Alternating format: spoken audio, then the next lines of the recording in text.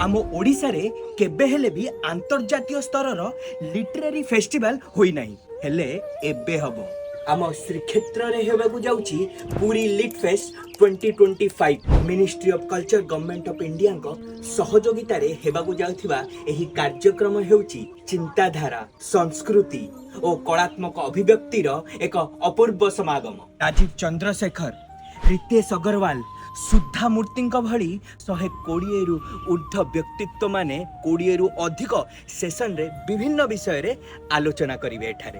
तत्सहित साहित्यर आवश्यकता, सामाजिक उद्योग एवं आधुनिक चिंताधारा को गढ़ी तोलिबारे भारतर भूमिका उपरे आकर्षणीय आलोचना मध्य करा है। एहा व्यतीत हेरिटेज वॉक ओडिशार अनन्य परंपरा को सारा दुनिया सामने रे रखिबो। सुदर्शन पट्टनायकर बालुका कला, सुंदर पट्टचित्र प्रदर्शन, ओडिसी नृत्य एवं ओडिशार स्वाद तथा खाद्यर यात्रा हेउची एही कार्यक्रमर आकर्षण। एहा एक उत्सव नुहे, एहा हेउची एक महा उत्सव।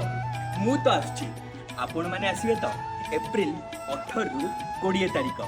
ताहले देखा हेबो आम जगा कालियार धाम श्रीक्षेत्र रे। जय जगन्नाथ।